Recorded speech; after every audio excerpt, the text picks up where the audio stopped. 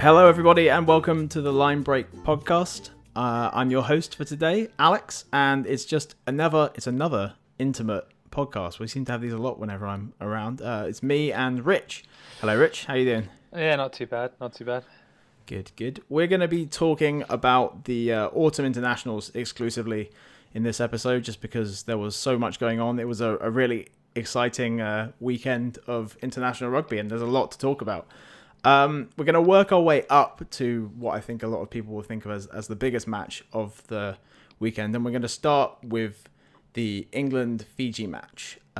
This was, I suppose, quite a, don't want to say predictable outcome, but this was the outcome that people expected. England performed quite well. They showed quite a lot of depth, don't you think, Rich? Yeah. Eddie Jones, when he took over, he talked about having at least 3 players in every position. And I think that's really starting to come to fruition. I think that it just shows kind of the talent that England has available to them, which it can only be a good thing. Yeah, definitely. And it's been interesting. Of course, this is the chance everyone's sort of been clamoring for Rokodunguni to get a chance to play. And I think he definitely put his hand up. He was replacing Yard, who's looks like it might be put out to pasture for a little while, especially with May sort of apparently not being injured, just asking to get the game off, basically, to rest fully. And with Jack Noel coming back at some point, it'll be interesting to see if Rocco manages to hold his place. But he looked dangerous. He definitely looked dangerous on the weekend. He's just such a natural finisher. He has the full package. He can, sidestep someone in a telephone box. He's got pace, a decent kicking game, and he's just he's brave in the tackle. He's just an all-round, he's exactly what you want from a winger. And with regard to kind of Johnny May asking for a sit-out, I don't think, obviously if he's injured, then that was the wise decision. But if he could have played, I think he should have done, because watching kind of Daly and JJ switch in and out of wing and outside centre actually looked pretty impressive. And obviously we're going to need another winger, and I'm not sure Daly or JJ should play on the wing, but kind of watching them have a go was threatening, both in defence and attack. And I thought Daly, to his credit, had another really good game as an individual. Definitely, yeah. But out on the wing. Yeah, and the other thing with Daly as well, if you're looking for an excuse to get Daly's boot on the pitch, and that you can play him on the wing, if you think it's going to be a game where there are going to be penalties, it's going to be close, that's another reason to maybe be like, now, okay, well, maybe we can slip Daly out on the wing, even if we don't want to play him at centre. I would argue to slip him in at fullback, but that's just me. Oh, okay. I know that's a little controversial, but while we're speaking about the fullback, let's speak about Andy Good, who Andy Good or Alex Good? Alex Good, sorry. Let's always talk about Andy Good. We wish Andy Good had come fullback. Sorry, Alex Good, who made his appearance. How do you think he went? I think he was okay. I don't know that he's cemented that play. I don't think he played like he did or he does in the Premiership week in, week out. I'm not sure that he made enough of an impact to replace Brown, who obviously Eddie Jones likes quite a lot. Yeah. So I am very opinionated when it comes to kind of this whole situation. So bear with me. But what Alex Good offers to Saracens is a second playmaker. So Owen Farrell is fly half normally for Saracens, and although a class player, he doesn't have the attacking mindset of a George Ford or a Henry Slade. Alex Good does. Alex Good is fantastic at reading the game, both in defence and attack. And he is a great player, and very deservedly won, Aviva Premiership Player of the Season last year. Completely agree with that. However, if you're playing George Ford and Owen Farrell on the pitch at the same time, then I think having a playmaking 15 is a complete waste. If you have the playmaking ability and kicking ability of both Farrell and Ford, you should be looking to have a counter-attacker, a runner, someone that, plays very, very kind of heads-up and aggressive rugby. And that's what Brown does, or at least used to do. Used to do. My problem with Brown is that he used to be so good at beating the next man and making the right decision that he completely warranted his place, despite being quite selfish at times. And I'm not saying that he's out of form massively. He was for a period, but I think he's actually getting back to a good point. But the selfishness has remained, and when he does make a break, it's very rare for him to pass the ball, and that sometimes annoys me. Now, that's where someone else comes in. Like, it's really difficult looking to the 2019 World Cup because Alex Goode is 28, 29. Mike Brown won't be on form at that point. So who do you want to start looking to? And Eddie Jones will have a few players in mind. I know Mike Haley was involved in the elite player squad and actually the England squad. Not only, I think, came into the camp for the last 2 weeks, but then if Rocco Duguni's playing well and Johnny May's playing well and Jack Knowles playing well, what about Watson? Is he good enough at fullback? I don't know, but the reason I commented about Daly is because Daly played fullback through the age ranges. He kind of switched in and out between 13 and 15, and I know he's had 1 or 2 appearances there for Wasps, but with his running game and his kicking game, you sort of want him on the pitch. And if JJ is on form as well, then why not try fitting them both there? I don't know. No, that's interesting. I hadn't even thought. I didn't actually know that he played age grade rugby at fullback. But I mean, he's certainly be an option. I think I agree with you about Brown. He hasn't got that sort of attacking edge. He's not covered in butter like he used to be, 3 or 4 years ago. But he is still so deeply reliable in defense. You can rely on him to make that attack in the same way that he won't let go of the ball. He won't let go of someone's ankles. Like he's gonna make that tackle. And I feel like maybe for the moment, Eddie Jones, that's a bedrock that Eddie Jones can build on. He's like, fine, they're gonna get a line break. Brown makes a tackle. We can rebuild on that. Maybe it'll be a case of when they get more comfortable with their defensive package, or if someone just starts making a really solid argument for getting included, that Brown goes. But for the moment, I wouldn't be surprised if Good goes back on the bench and Brown comes back in at 15. I'm going to be very harsh, and I'm going to say that Good doesn't even deserve a bench spot. Not because he's not good enough, but because he doesn't have a role that they need. Yeah, there are better players to fill that bench spot. 2 of which came on and made a huge impact, which was Teo and Slade. And it really begs the question, are George Ford and Owen Farrell undroppable? And I think I'm going to try and write a piece about this sometime. But at the moment, yes. But watching Slade and Teo come on really kind of gives you an idea of the options that England has in the centre position, going from kind of a year ago where we have Sam Burgess centre and Brad crisis. Barrett. Like kind of what's going on. Slade came on, and like I'm a big fan of Henry Slade, being a Chiefs fan myself, but his distribution looked great. And that was also helped by Danny Kerr's fast distribution. And some of the lines that Teo was hitting were phenomenal, just hitting the space right on George Ford's inside shoulder. It was impressive. It's I think this was the first game, like Teo's last couple of appearances, he'd just been sort of there in the line. This is the first game where he's gotten to be like, okay, this is what I can do. And yeah, I think I agree. He definitely made an impact and showed that he can sort of do that. People keep talking about, he's the replacement for Manu Tuolangi, like in sort of that idea of big physical center.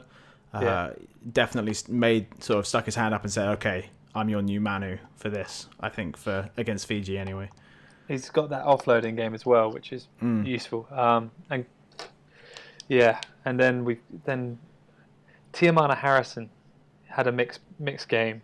Yeah, I feel. Scored his try, but otherwise not amazing. And fair play to him. The guy made 12 tackles before he came off, which at the time, so I think that was around the 55, 60 minute mark. And at the time, the next closest person had 8 tackles. So he put himself about, and he did himself justice far more so than in Australia. Still, I would say not a long-term option at 7. He's just not at that level yet. He could be, I think, but not at the moment. No. So either we wait for Haskell to return, I think A return at the Hask. yeah, um, or have a think about Nathan Hughes because he did look pretty destructive when he came on as well. Yeah, a lot of people seem to be salivating at the idea of Hughes and Billy in the same line, It would be pretty unreal. which is pretty. Yeah, it's a pretty devastating thing to have running towards you. The idea of like Billy charging, making the first break, and then offloading to Nathan Hughes, or vice versa. That's pretty devastating. That's hard yards for sure. But the problem is that Nathan Hughes won't be able to come in to this English team and play like he does for Wasps.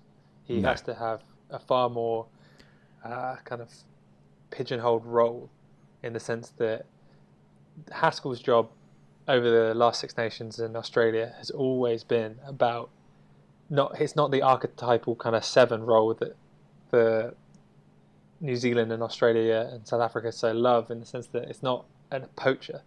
It's more about just slowing the ball down, making tackles, clearing out, and just putting yourself about. It's almost like a 6. It really is, but with a higher focus of kind of just giving your defensive line a couple of extra seconds. Yeah. To get back up on the feet. Yeah, hard yards and hard tackles, I think, was what really made him stand out when he was playing. It was just he would get on the ball or he would just start charging it. And yeah, and I have no problem with that. Like the idea that there's only one way that a position can be played is stupid. You know, like obviously there are better ways that it can. There are ways that people have found that work very well, but it doesn't mean that everyone needs to have that fetcher at 7.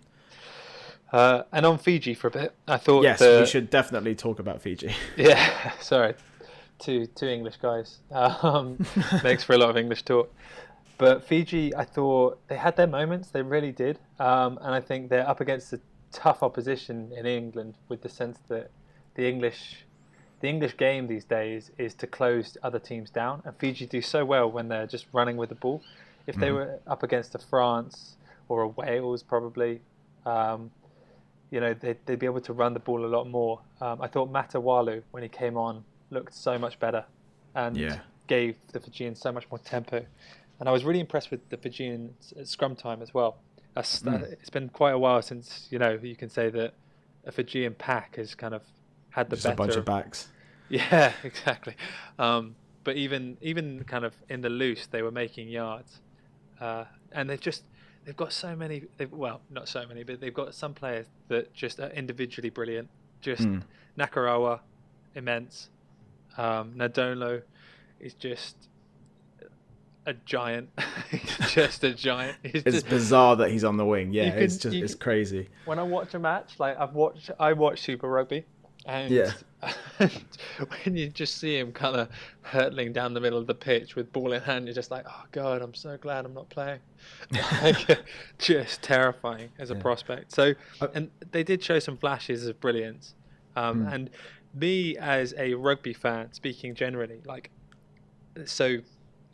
a lot has been said in the last week or two about the possibility of a Fijian Super Rugby team, and I think that is so important.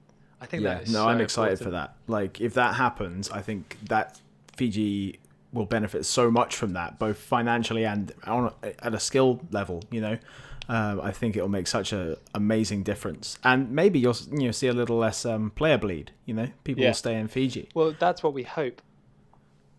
The only issue is that sport and entertainment is about making money, and it would take the will of World Rugby to overlook the financial deficit that would come about from making a Super Rugby team in Fiji, because there just isn't the money there. They would have to take the hit for the good of the game, and it's about whether they decide to do that or not. And that's not me trying to be mean to Fiji or the Fijians. It's just, unfortunately, they don't have the kind of economic appeal like a Japan, like a Argentina, or Italy, just a list of kind of France. No, it's true, and it's a problem. But I think that is the kind of hit that, arguably, Fiji have had such a place in World Rugby as this sort of exciting team that people love to go and watch play, that maybe they have enough of that banked that it could happen. I think what you're saying is absolutely valid, and it will, in a place where it's, an increasingly capitalist game, I think probably not. But if it's going to happen to any team, I think Fiji is the one that you could see just based on the history, and how people feel about them when they come to play or when you go to play them. Yeah, like it could be Fiji that breaks the norm.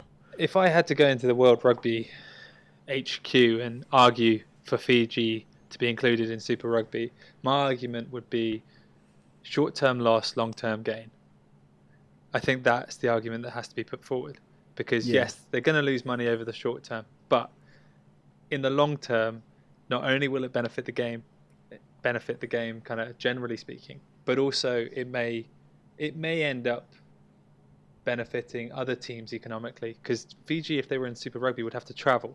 And I think that Super Rugby has a bit of an attendance problem as it is. I think more people would go see a Fiji team play their team just for the type of rugby that was going to be played. Yeah, I don't know. True. That would be you could argue you export that idea of the Fijians are playing, but now it's both at an international and at a club level. Yeah, which makes a huge difference. But exciting times. Exciting to see what comes of that. But all round a good game, and I think Fiji shouldn't be too downhearted with the scoreline. I think that it was England kept it close, and it wasn't close in terms of how they played rather than the scoreline. They like it was like Eddie Jones said, right? They weren't going to let them play that expansive game, and that's exactly what they did. It was suffocating rugby. A lot to be happy about from an English fan's perspective, but a lot to think about from kind of both perspectives, I guess. Absolutely. Now, speaking of suffocating, to a team that normally chokes but has actually managed to pull through a game. That's called a segue, everybody. Yeah, I'm a big fan. Scotland versus Argentina. Scotland won a game, you guys. Scotland won a game. I'm so happy. Oh my God. After just that Australia game, they should have won. And it was just, it was really great to see sort of Scotland pull this out. Mostly, I mean, gotta say, can we talk about Hugh Jones? Hugh Jones, 100%. What a find. How good is this guy? I was surprised when Matt Scott wasn't included in the Scotland squad. I was like, kind of, what they're playing at. And they have so many good centres at the moment with Dunbar and Bennett, even Duncan Taylor, who's I think he's still kind of shrugging off an injury. But the Scotland backline is immense. It's so good. You look at the personnel with Maitland, Seymour, Hogg as a back three. That is phenomenal. Finn Russell at 10, when he's kind of having a good game, he's exceptional. When he's dancing on the sidelines, when he's in a good mood, he's pretty phenomenal. I think Laidlaw has his merits. I think he brings structure, and his kicking game obviously is important. He wouldn't make a Lions tour for me. I'd agree with that. But I think he's sort of the calming influence to what is otherwise a very volatile Scottish backline. Yeah, no, I would agree with that. But for a while, it's felt like Scotland, they've got all this talent, but they need... It's like they've got all this talent ready to explode when something happens. And they just needed someone to make that, just get that first crack going. And, Hugh Jones he's broken the line, he's made offloads, and suddenly this Scottish backline is yes, they're surging onto the ball. And it's really fun to see. And I thought he was going to be the reason they beat Australia. Unfortunately, they didn't. But I think, again, he was a very powerful element in this win over Argentina. Yeah. And I would also like to give a mention to Johnny Gray, who was exceptional. And he was just everywhere. The man is... I'm not even sure he's a man. He's just... So I only caught a half of this game. But he was just always tackling. He was never not tackling. He was just everywhere. And for me, he'd be a shoo-in for the matchday squad for a Lions game if it was tomorrow. Definitely. But also Magnus Bradbury, who had his first cap. He plays for Edinburgh, and a Scottish friend of mine said, watch out for him. And I was impressed. But got through a lot of work. But on the whole, just a very good performance by Scotland. Yeah, and it's interesting to see like Edinburgh's starting to perform. You know, in a sense that it used to be Edinburgh for a while. It's felt like Edinburgh's been a bit of a wet squid team, but it seems like they're starting to actually, you know, there's some decent players, like some decent quality coming through from Edinburgh as well, which is exciting because then you have these two strong, because Glasgow's a strong team. And then what was it, a couple of years ago? It felt like basically the Scotland squad was the Glasgow squad. And I don't think that's true anymore, off the top of my head. Anyway. Yeah. But we should talk about Argentina as well. Yes. They'll be disappointed not to have won this, I think. Yeah. Like, I have come to love the Argentinians in their own special way. I really do usually root for them. And it was sort of the case of underdog versus underdog in this game. So I was always going to go for the Scots. But I have someone that has just impressed me non-stop is Issa, the number 8 for Argentina. Yes, yeah. Just immense. Again, what they've done is they found a back row player that he's quite Parise-like, I reckon. He's got the handling games that connects the forwards to the backs. But he gets through a huge amount of work. Really, really impressive. And then I felt Sanchez had a mixed game. He made some pretty terrible decisions to kick away. Kick to a back three of Seymour, Maitland, and Hogg is not smart on any given day. On any level. And Creevy, if Dane Coles wasn't playing so well, I'd say Creevy would be the best hooker in the world. He gave away one or two stupid penalties, but the man is immense. Just gets through so much work. Yeah. No, I think the number 8 for Argentina. Having an 8 who can be that link player is so important in the modern game. So like as you said, like he performs really well, and I can sort of see like Parise level like stuff. And we're going to talk a bit more about Parise later as well for obvious reasons. But it's a shame for Argentina to lose, but it's great for Scotland to win. And I don't feel this is like, it wasn't like, oh my god, Argentina lost. Like that was a game that was open to anyone to win. I'm pleased that Scotland took it. Yeah.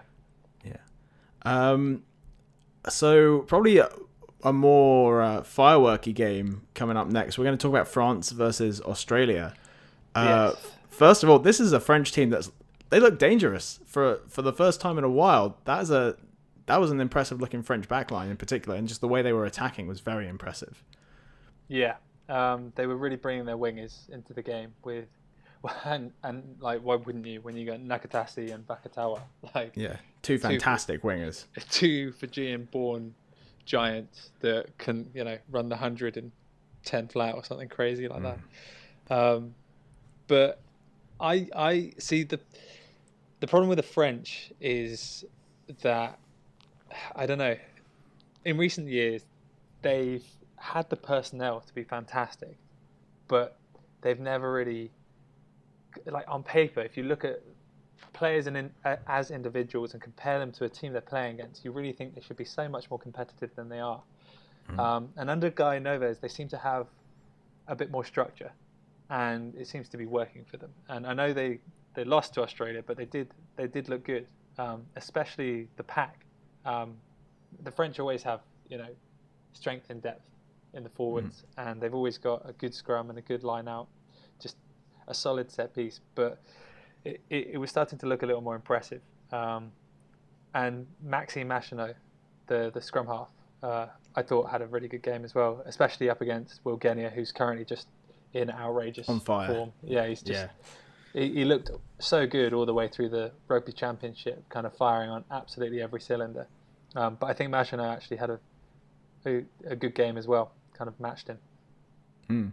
Yeah, it was. I know. I've not seen much of Machineau, I don't think, or at least like I didn't feel like I had when I was playing. I was like, okay, who's this guy? Like he's doing pretty good. But I mean, we should. I think Genia is, I think, responsible for a lot of the good stuff that's coming out of Australia at the moment. Like he is light. Well, what's the word I'm looking for? He's like he's a live wire. He's going all over the place. His passing's great. He's dangerous around the breakdown. Like he is. Phipps isn't coming back into starting position for a while. I don't think. Like Genia is the has to be the clear starter, right? Like yeah. but The only argument there would be Genia works very well with Cooper, but I felt that this game showed that he can also work quite well with Foley. And the reason that Phipps perhaps had started kind of previously was because of the club connection between Phipps and Foley. But I don't think that warrants leaving Genia out of the team anymore. I think that he's too good to leave out. Yeah, and you could see it in the way that Australia were attacking. Again, Australia, like this was a close game for them, but they're continuing their streak. That they're getting that, they're carrying that chip on their shoulder, and they're doing very well with it. But it was I'm just really happy actually that France are back and looking dangerous. Like that all of this, a lot of these all internationals are sort of, for us at least up here and in England, they're a sort of a preview of what's going to come in the Six Nations. So it's really exciting to see France attacking strongly again. Yeah, and it gives us a good idea of where Australia are at, because they sort of not a second team, but they played a few players that they wouldn't necessarily start against France. They started Carl Godwin at 12, who looked good. Luke Morahan, I think, got his debut cap. Maybe Godwin did as well. I'm not 100% sure on that, but sure. Morahan did, and he looked pretty deadly at 15 as well. And it's a big deal to leave Israel Folau out of the team, even if it is against a France team. A French team. Yeah. But the player that I just can't understand Cheika's kind of view on is Sean McMahon, who played 8 against France, but has played 6 and has played 7. They've got just too many riches in that back row, and I just don't know what the best formation is. You can't really leave out Michael Hooper. That's just not a thing. He's just too good. David Pocock, has been at times the world's best player, hands down. And you can't leave him out. And then you've got Sean McMahon, Scott Fardy, and Lepeti Tamani all vying for that 3rd place, and they're all class. And I think Sean McMahon could be world class. Like the guy's only, I think he's like 21, 22.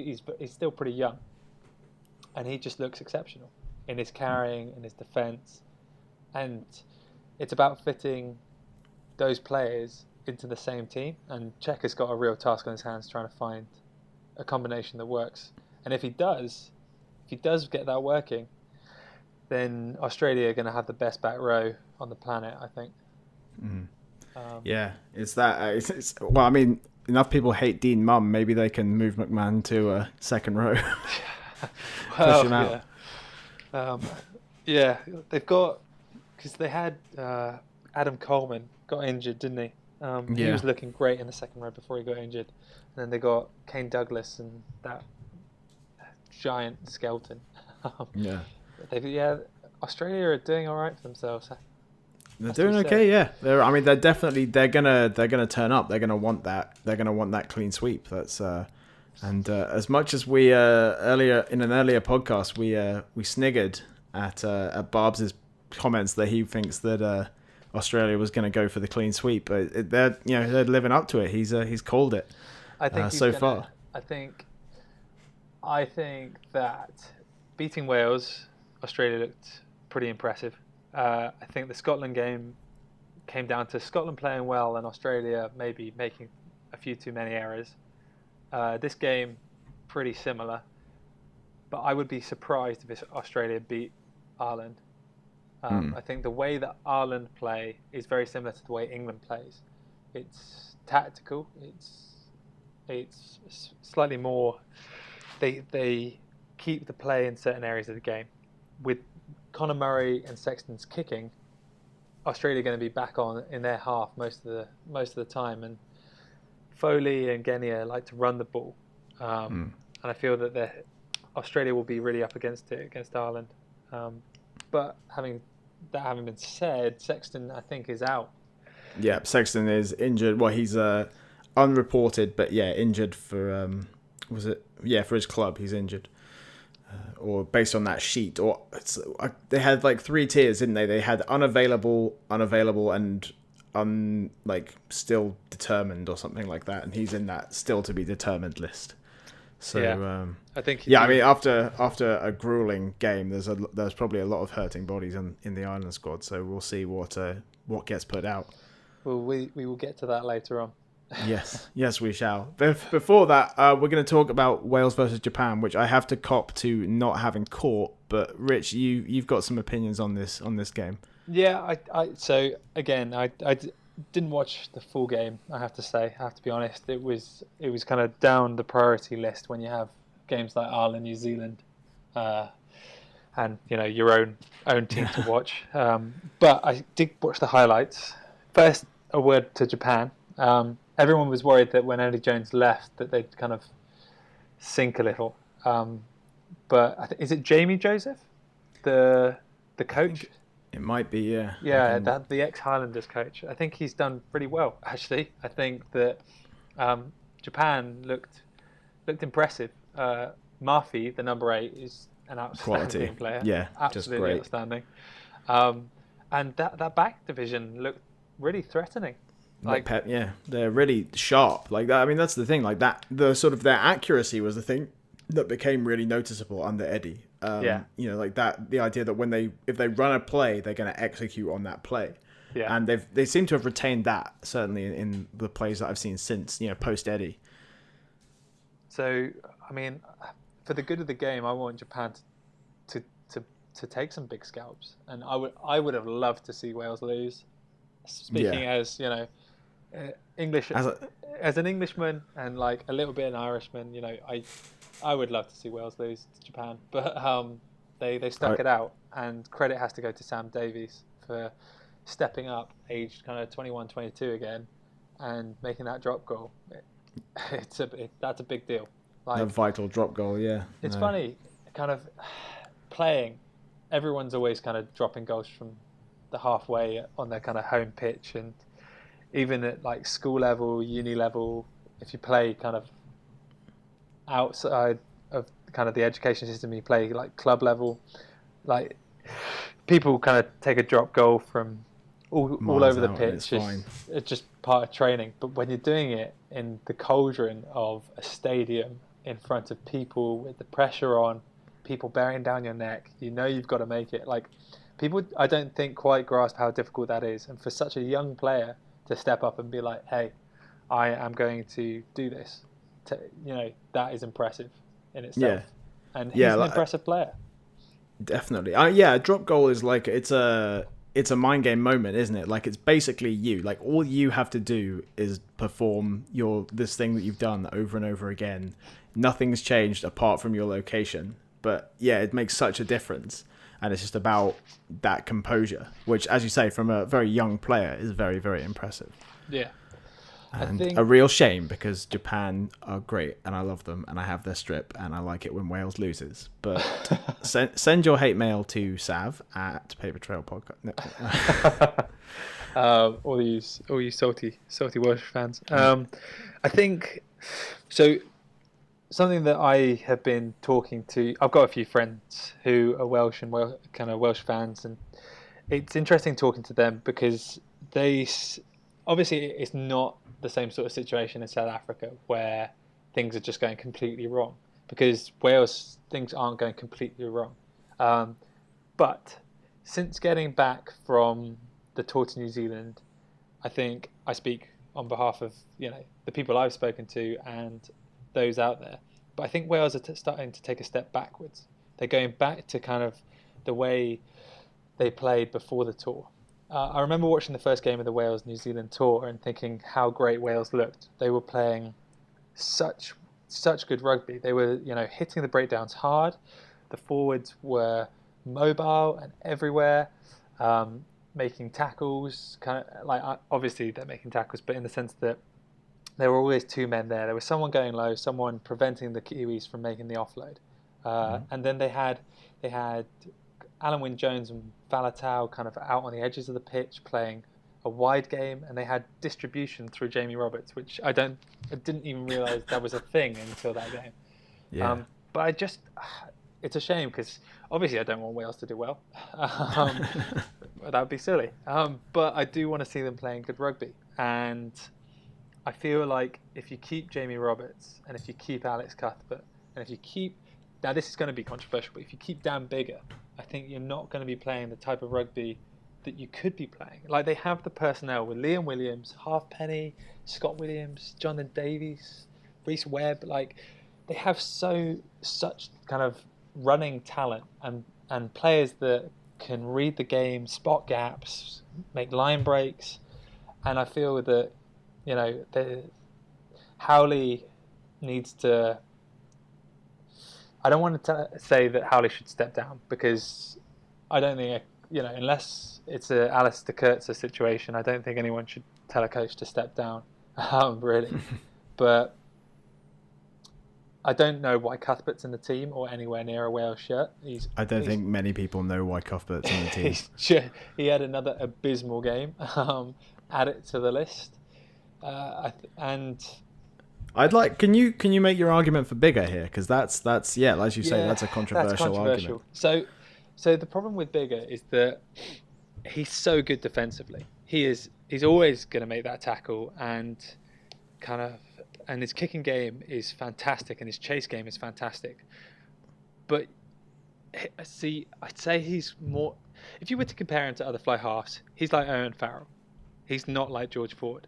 And with the players that Wales have outside them, they need someone at that 10 slot to unlock the creativity and the space finding in the other players. Sure. If they had, obviously, I'm not saying Sam Davies should start for Wales. He's too young and needs to get some experience, probably. I mean, he has the talent to, but I'm not gonna dispute that maybe he should be given some more time. But I feel like Biggar is like a less creative version of Farrell, and Farrell isn't creative. He's not a creative player. No, well, not that creative a player. And it's such a shame watching Wales play when it goes from scrum half to Biggar and then to Roberts, and it just doesn't get any further. Now, is the problem there with Biggar or is it with Roberts? Yeah, I mean, if you're gonna make the changes, you go incremental, right? I would imagine we'd see Roberts changed out before you saw Biggar changed out. Yeah. Which I think is completely justified. Like, Roberts is a great player. He's been a great player for Wales for a while. I'm not sure that he's what they need anymore.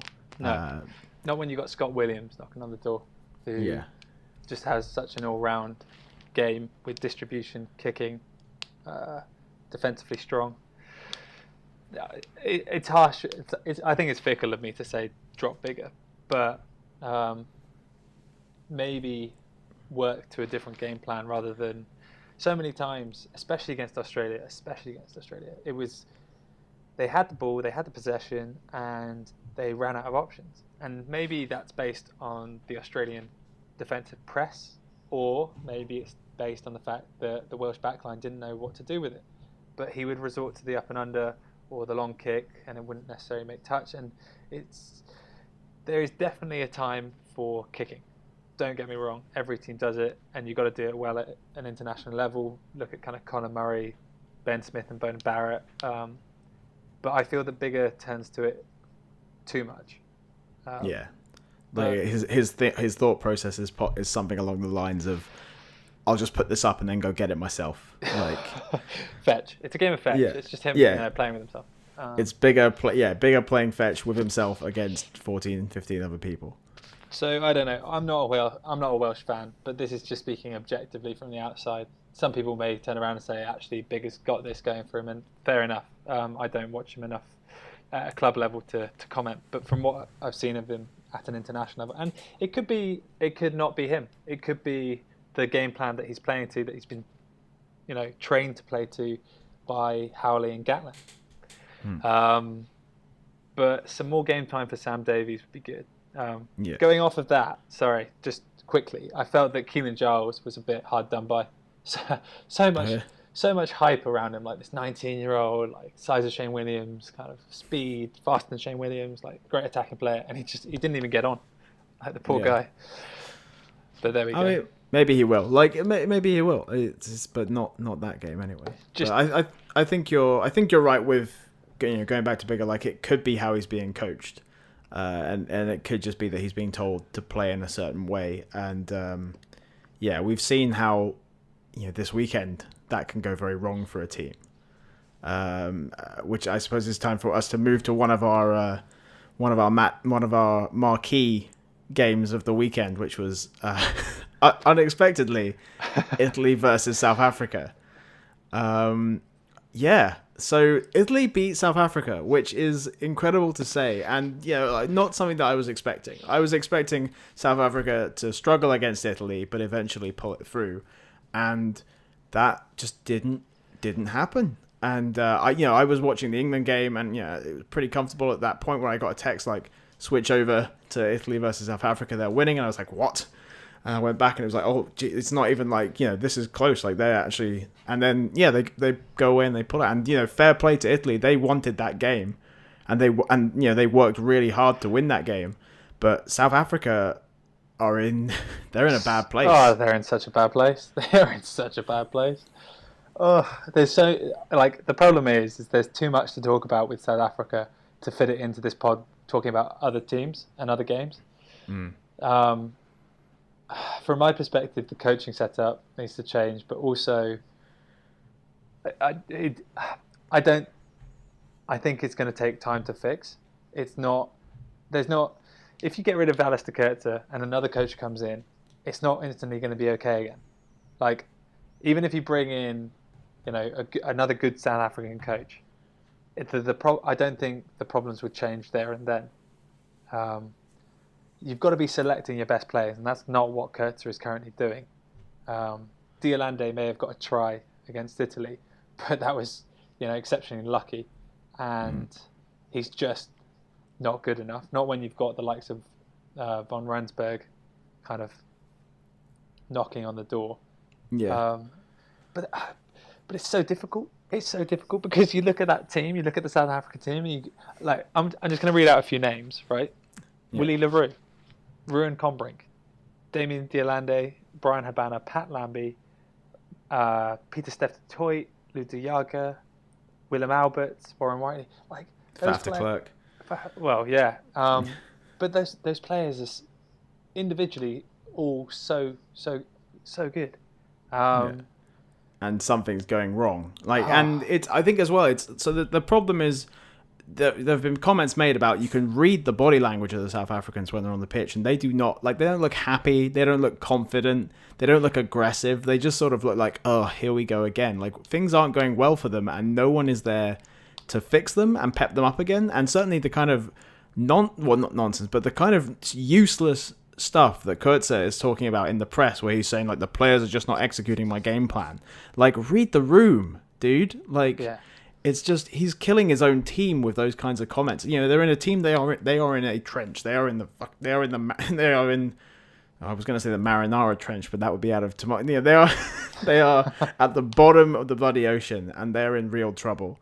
And he's just making these comments, which is just killing the team even further. There was that comment after they had a 5-man overlap and they cocked it up, but there wasn't even a sort of, just the whole team was just there's just this big teenage sulk going on the pitch almost. That's just a team that is sad when they're playing rugby, and that I think is they're obviously not. There's obviously problems with the coach. There's all this stuff coming out with the coaching setup. As you say, there's so much going on to talk about, but something's going to have to change. And after the Italy game, the fact that there was a statement issued by the South African Rugby Union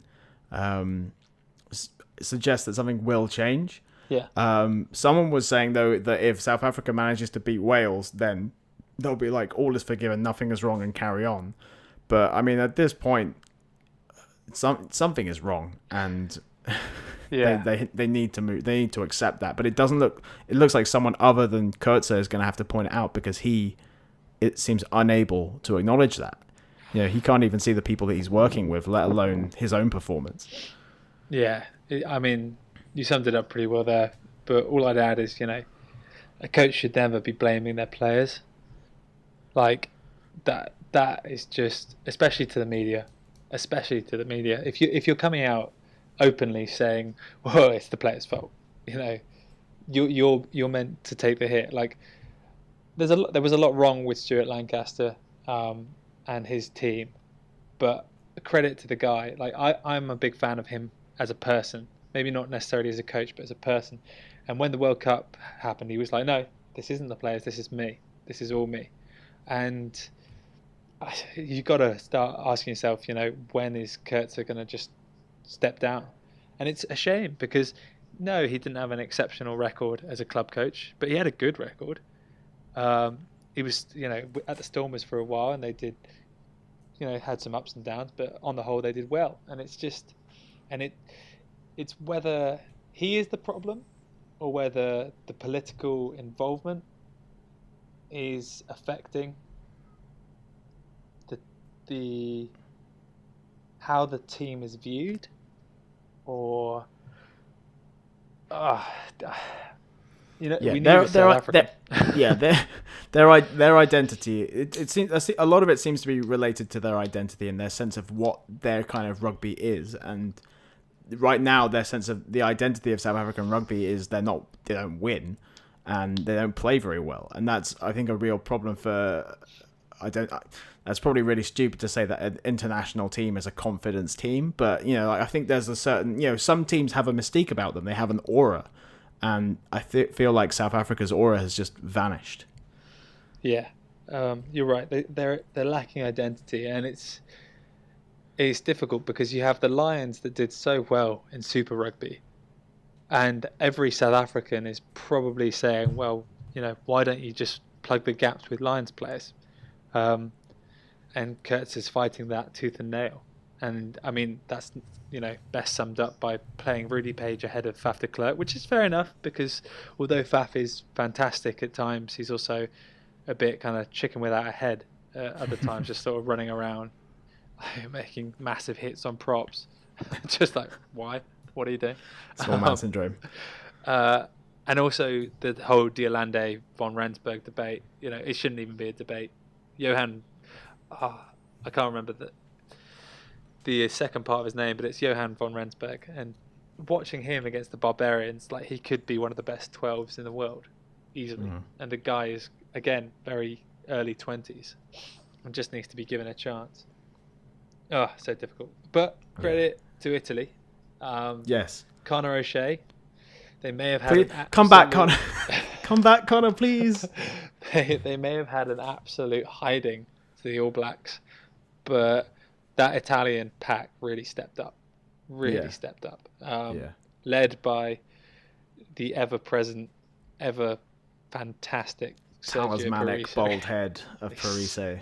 God, I love that man. Oh. He's so good. You can't not love that man. But I mean, he's just it was just an inspirational presence, and I think that's what's so great about Parise as well. Like, he's a great player, but he's also a great captain. Like, when he was like, "Guys, we're in this," and he really he cracks the whip and he gets his team going, and that pack, as you say, so impressive. Yeah.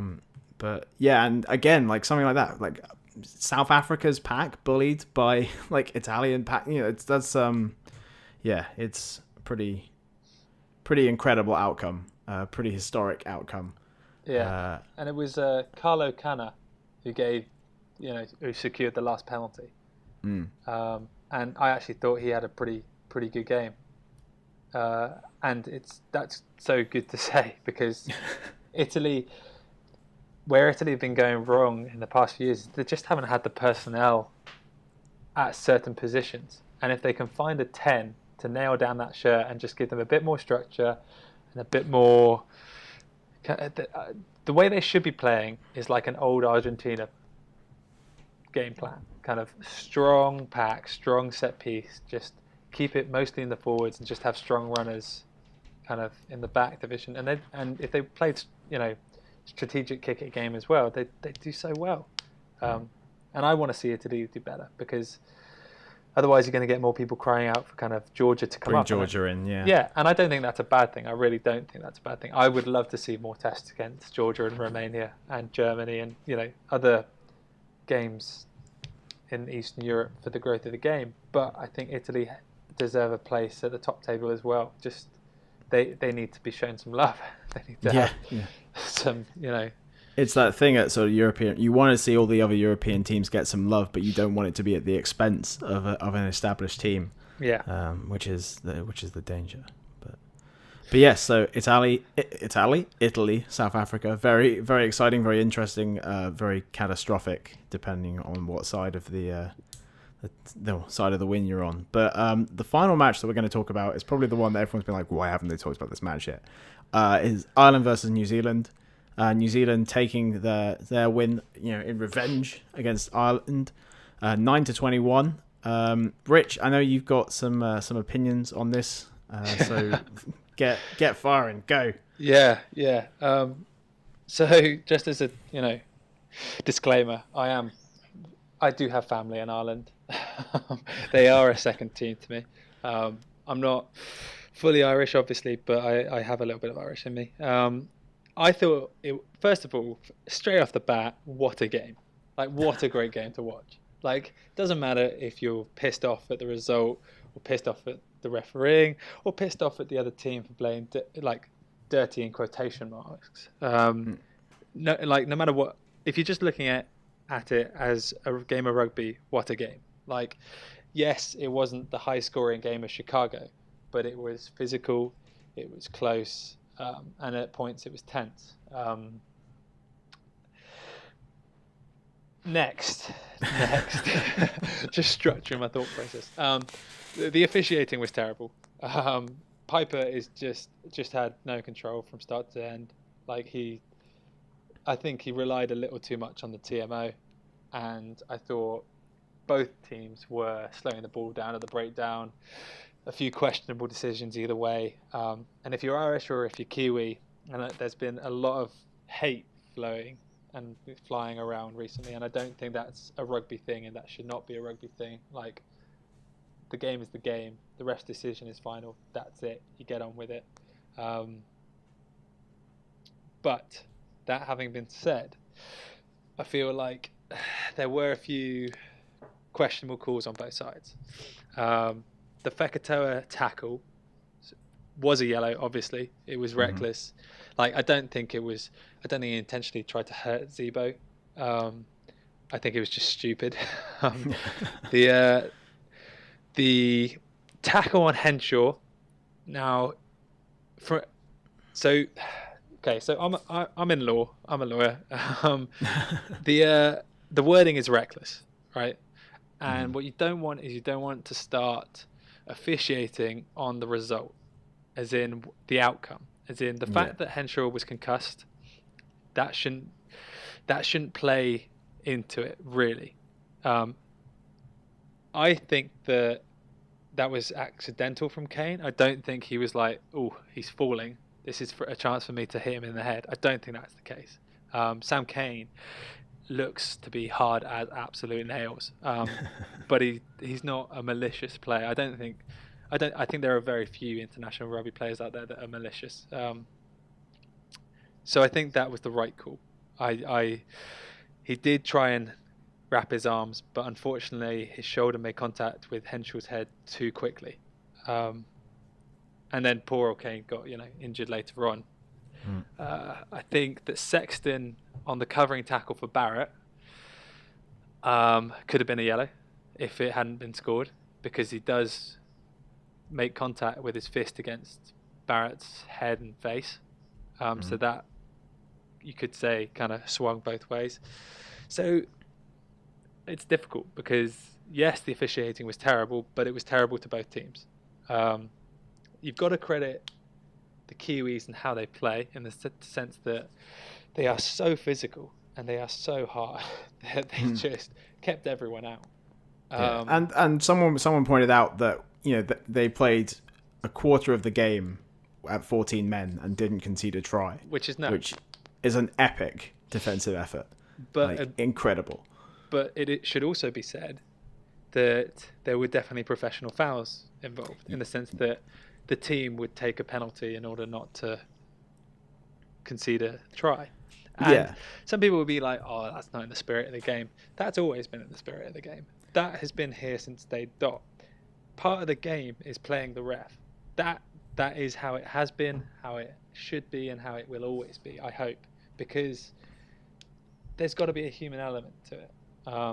And yes, the Kiwis did it a lot, and it was perhaps more noticeable here than it has been in their previous few games. But it's not like anyone else is preaching from a position of higher morality. We'll be perfectly happy with the illegal steal that doesn't get caught if it's with our team. Like exactly, and that's just part of the beauty of the game. Like, you want your team to get away with that sort of stuff. And just on that, I'd like to say, I think that, you know, there's been a lot of stuff said about how New Zealand are a dirty team. I don't think New Zealand are a dirty team. I think New Zealand are a team that plays on the edge of the rules, and every now and again they'll sneak a finger across the edge and they'll, you know, like, do something. And I think they've been able to get away with that for quite a long time because they've been winning by such a massive margin that people are just sort of like, oh, you rascals. Look at you, like, occasionally misbehaving. But now it's getting a little closer and it's getting a lot more scrutiny. And when those kind of things can influence the entire outcome of a game, it gets very annoying. And the reason, I guess, that people get very heated and very annoyed is because they do it so well, because they've been doing it so well for so long that it feels like cheating. And it's sort of, and like, technically, yes, it is, but they still get away with it because of their game management. And I mean, you could even see it like in an Irish, like Paul O'Connell said it in the commentary. He was like, yes, those were professional fouls, but they were beautiful fouls. I think he called them beautiful fouls. Like, he was like, I know, like, he knew exactly why they've been done, and he would have done exactly the same thing. Yeah. Like, he had, like, you know, even as Ireland was losing, he had a little glint in his eye because it was masterful when New Zealand were giving away penalties and where they weren't giving away penalties. I think if you want to be salty with the other team, you shouldn't be. I think you should be salty at the ref, because every team is going to commit those little penalties, slow that ball down a little too long. And it's for the ref to be the person to have kind of the backbone to say, actually, no, take a yellow, you know, or take a penalty, take a, you know, I don't know. And I did genuinely think that Piper was pretty awful. Normally, I don't think I can remember a game where I've been like, he has been atrocious, but I felt he, you know, slipped up on that one. But on the whole, I thought it was a good game, and credit to Ireland. I mean, yeah, I feel like, yes, they can score tries, but I know that it's 21-9 and that New Zealand scored 3 tries, but boy, were they heroic in defeat. Like, everyone put their body on the line. Some of those Irish players are just phenomenal. They just are. I'd like to focus in particular. I think, like, when I was watching the game, the comment I made was like, again, the forwards, the Irish forwards, they were the ones who were making busts. They were making big plays, and they were making the ground. I think where Ireland seemed to come a cropper was when the ball went out to the backs a little bit. That's where the line breaks weren't coming from. You know, the forwards make a couple of breaks and then the ball would go out to the backs and something would get locked down and it would go wrong. And I think maybe one of the reasons that New Zealand scored those tries was their backs were really fresh because like the Ireland was battering away, making ground with their forwards. So, you know, New Zealand forwards had to put on a really big effort, but the backs were it felt like they were relatively unchallenged a lot of the time. And when they got the ball, they could suddenly explode, and it was like they'd only been playing for 5 minutes rather than 50. Yeah. I'd say that this is, again, I don't know if this is a controversial opinion. We'd have to get Harbs back on and for him to tell me to shut up or not. I think he's still crying somewhere. But I think Henshaw is the most important player in that back line. Him and Murray are the reason that Ireland won in Chicago and the reason that Ireland will continue to win. Sexton is great, don't get me wrong, I think he's a class player. But Henshaw acts as such a pivot, such an important player. He's got the distribution skills to spread it to the back line. He's got the running skills to run the ball hard in a direct line against the Kiwi attack. And when he went off, I feel that shifting, I think it was Ringrose and Payne were in the centres. And, I mean, Payne plays his club rugby at fullback. And I thought Rob Kearney's done really, really well in both the games against the New Zealanders. but I don't think he should be the starting 15 for Ireland. I think Payne should be there, and it should be a centre partnership of Ringrose and Henshaw. But if you've got Payne and Ringrose in the same centre partnership who never really played together, and neither of them are a 12, and with Sexton going off pretty early as well, they were always going to struggle to break the line. Well, through the backs, I guess. Yeah. Someone who came back and had an immense game was Sean O'Brien. Like the guy's a human tank. He's just exceptional. And Heaslip, who I thought internationally had slipped off a while ago, has made me a big old slice of humble pie because he's had 2 fantastic games, like really class games. Yeah, I think as with this kind of outcome, like, yes, Ireland lost the game, but Ireland, I think they brought some of the best out of New Zealand that we've seen for a long time. Like it was New Zealand played brutal rugby, the kind of rugby that maybe we haven't seen them play for a while, and to be able to be the team that gets New Zealand to front up like that is an achievement, whether you win or lose, I think. Definitely, and I think what Ireland have done is they've shown the rest of the world how to beat the All Blacks. Yeah. Which is no small feat by any stretch. And I think now, mostly, the world rankings are pretty representative of the standards of each country. I think Kiwis are obviously the best in the world, and then I think the next 3 are pretty close. I think on any given day, Australia, Ireland and England could beat each other. And then I feel that there's the rest of the world. But also, just very quickly, if no one has seen, well, if you did see but hasn't, go back and watch. I don't know how to pronounce it. Is it Tad or is it Furlong? I'm just going to say Furlong. That guy. Yeah. He bounces off Brodie Retallick twice and then lifts Kieran Reid off his feet to throw him on the ground. It's just kind of front row master race in full, Irish front row, like something about they're just square, like they it's ridiculous, but no, incredible. And I think we should, we're coming towards the end of the show here, but I think we should round up by saying this is an exciting time for rugby because we just had a weekend of incredibly close North versus South rugby. Yeah. And different, North and South came out on top, which is, considering, I think, where we were a year or 2 years ago, where it was just Northern Hemisphere needs to catch up to Southern Hemisphere. Like, I'm not saying it's happened, but things are close. It's better. Something has changed. The balance has shifted. It's well on its way. Yeah, which is very exciting to see as someone in the Northern Hemisphere. Just very quickly, if for those that watch the Pro 12 regularly, they'll know that Irish rugby is in a good place. But for the internationals that perhaps don't, when kind of Darcy and O'Connell and O'Driscoll stepped down and a couple of others, people who were still big fans of Schmidt thought that it was kind of the ending of an Irish era almost. But I really think the best is yet to come. Some of the players they've got in their team are exceptional, and I am a person that hates the kind of the Lions talk too far off, right? But I'm going to break that rule. I'm going to say that there's going to be a scattering of Scottish players, and then the bulk of the team will be made up of the Irish and the English, because there are going to be a couple of people from that Irish team that are going to be essential. Henshaw, Murray, CJ Stander, even the likes of Devon Toner, who 2-3 years ago I would have been like, are you kidding me? He's just stepped up so much. It's just so impressive. Yeah. No, Ireland are an impressive team.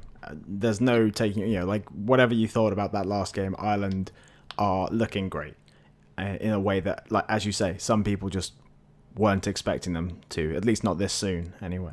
Yeah. So, no, it's all very exciting, you guys. It's all very exciting indeed. Shall we quickly run through the fixtures for next weekend? And I want to hear what we reckon as to who's going to come out on top, and then we can call it. So we got Italy Tonga, which I'm going to have to go for Italy here. Yeah, I'm the same. Yeah. Then we'll go Scotland Georgia. Scotland. Scotland. Yeah. Yeah, I'd back Oh, you on that. I think that could come down to weather. Like, again, as we said, like Scotland, their forward pack is getting better, but if Georgia can keep it in the forwards, yeah, I'd say Scotland, but we'll see. I think Scotland, but I think it will be a closer game than people give it credit to. Yeah. England, Argentina. England, I think. Oof. Yeah. No, I think if they stick to the game plan that Eddie is, so rigidly given to them, which is stifle the opposition of ball and play to the corners, and then I think England, that'll be an exciting game. That's going to be a really fun game to watch. I think it will be one of the better ones of the weekend. Ireland, Australia. Ireland. Oh, that's a big shout. Oh wait, hang on. How many injuries are they carrying right now? So they're not going to have CJ Stander. They're not going to have Henshaw, and they're probably not going to have Sexton. And those are three massive players. Yeah. However, I'm still going to go Ireland. I think I'm gonna say the same as well. Like I can see the upset coming. Like I think at the Aviva Stadium in Dublin. And the problem is that, well, not the problem at all. The great thing for Irish rugby is that they got depth now. 4, 5, 6 years ago, they had their first team, and that was pretty much it. Now, yes, you're losing Stander, but you could put Sean O'Brien to 6 and bring in Van der Fleer, who's immense. Yes, you're losing Sexton, but Paddy Jackson's fantastic, and the 21-year-old from Leinster, who I've forgotten the name of, Carberry, is great. And Henshaw is the difficult one, because who are you going to replace him with? Like, my argument would be McCloskey from Ulster, but he's not even in the squad, I don't think. So that's tough. But I still think Ireland will take the Aussies. Okay, Ireland. I'll lean with you there as well. All right, cool. Wales, the Northern Hemisphere bias is strong. It really is, unfortunately. Wales, South Africa. Two teams that we've talked about not being in a great place at the moment. Yeah. I don't know. Like, I feel like Wales haven't played great, but I feel like South Africa, like I said, they're in a hole, right? Like, I've said I've gone first. You go first. I'm not going first this time. Let's give it a quick summary, okay? So Wales, their attacking game isn't great, but they've still got such a mean set of forwards, and they've got the players in the back division to do well. I think it would depend who starts at inside centre, but on the whole, I'm going to go with Wales. I think South Africa, you're right, they're in too much of a rut. Psychologically, they just lost to Italy. That's a big deal.